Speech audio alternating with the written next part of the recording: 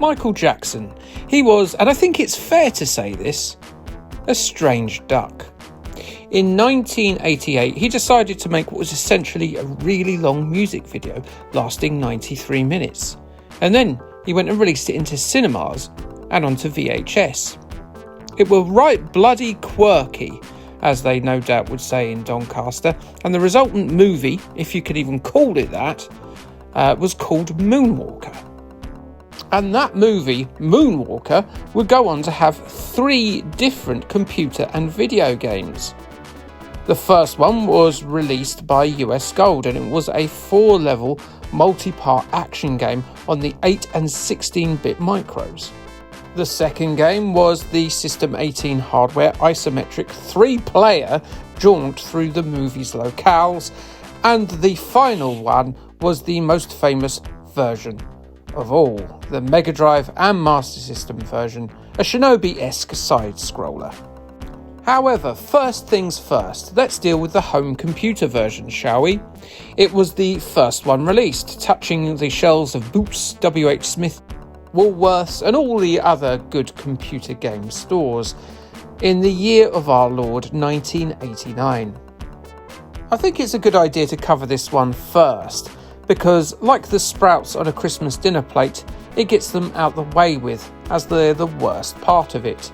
The arcade, if you like, is the roast potatoes, and the Sega versions are the pigs in blankets, I guess. I'm going to break down the history of Moonwalker, the movie, in 3 sections too, with the first part a quick overview of Jackson's career up to Moonwalker. The second section will be about the movie itself, and the third being his career after, and perhaps all the controversies that came with him. So let's have a look then at his meteoric rise, shall we?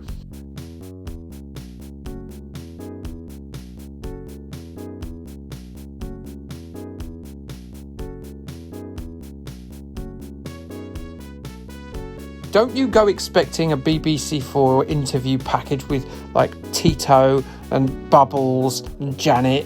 I'm essentially going to explain it all in a couple of minutes, and then we'll get on with the game itself.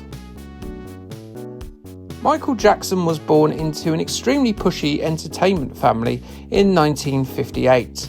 He was the 8th child of the Jackson clan, and with his other 4 brothers, Tito, Jackie, Marlon and Jermaine, they formed the Jackson 5 on the legendary Motown record label. This started all in 1971. After many hits and 8 years later, he would leave his brethren behind, but for good reason. He was about to release 3 of the greatest pop albums of all time, in 1979's Off the Wall, 1982's Thriller and 1987's Bad, as well as a succession of sellout worldwide tours. He was rightly known as the King of Pop. It's hard to argue that he still is, decades after his passing. He was intrinsic to the rise of MTV, and his influence over 40 years worth of career is unquestionable, be it to music, dancing, choreography, stage production, fashion. He's just an icon. And right at the very peak of his powers, he released Moonwalker. But there'll be more on that in the episode to do with the arcade. See, I said that would be brief.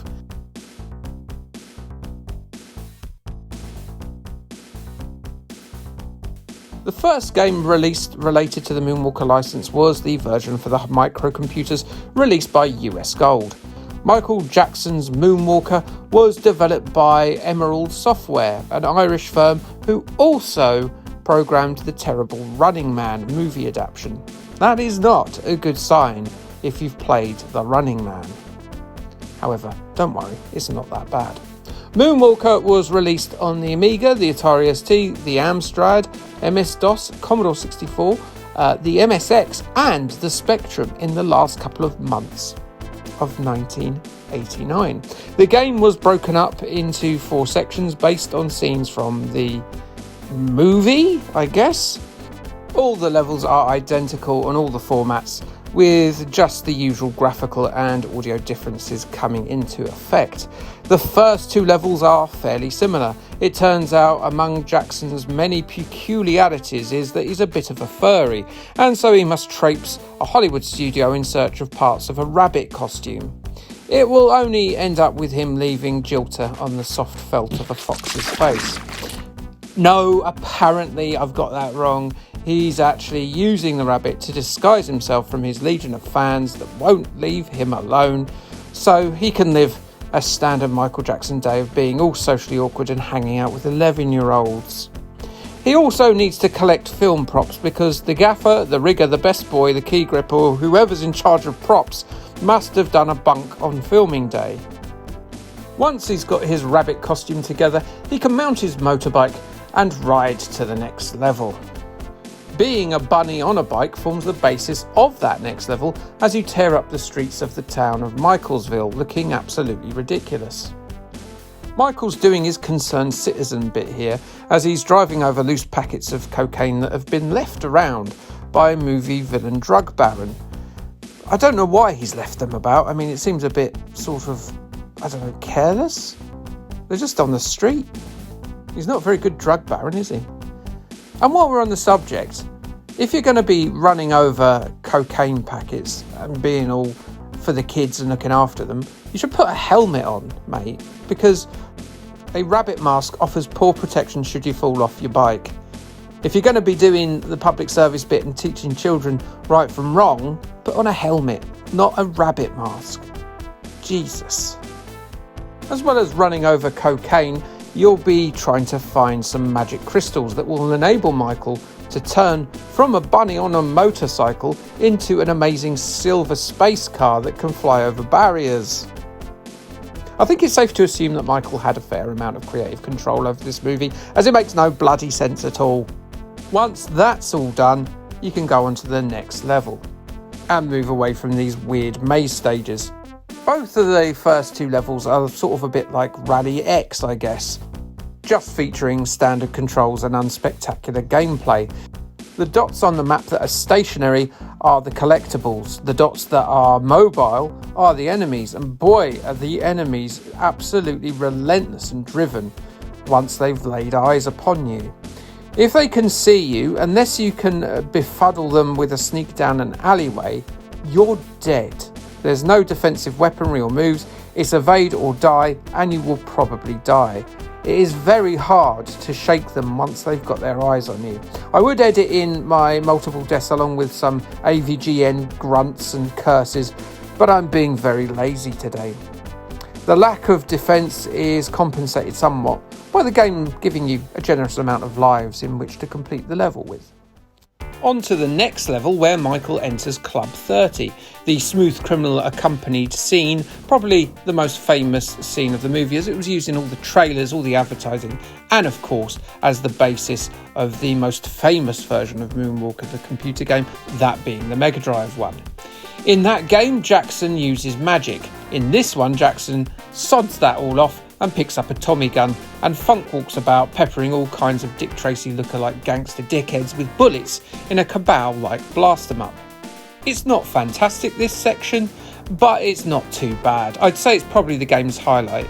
You pop felons as they appear in windows and jump about collecting more ammo. It controls okay, looks okay, and it's, well, okay. Level 4 is that level again, but much worse. You're a big robot now, although actually it's probably nicer to describe you as an immobile turret on a single screen. You do exactly what you did before, but you can't move, and you occasionally get accosted by a giant ceiling penis that fires a heat ray at poor old Robo Michael. I'm starting to think, is this level a cry for help? Once you blow up the roof wang, he turns back into a space car, flies off into the stratosphere, and well, that's the game done. Yes, Moonwalker on the micros is a curious mixture. I don't think any of the games are particularly great, and I don't know if there's much longevity in it. I'd suggest probably avoiding it and trying one of the other two versions. Hee hee! I'll have to do it at some point. Zap reviewed the Commodore 64 and Amiga versions of Moonwalker, giving them a 60 and 61% score apiece. They said 2 levels in a row that were similar is overkill, especially as the later levels are better. The Games Machine gave the Specky version a 60% and said you'll have more fun playing an MJ album than this game. Your Sinclair awarded the game a 75% and said, while it is a little repetitive, it's perfectly playable with some neat graphical touches. So that's the Micros done, and let's beat it for now, until we come back with a look at the arcade version and the movie itself. How exciting. Like, subscribe, and Kay, thanks, bye.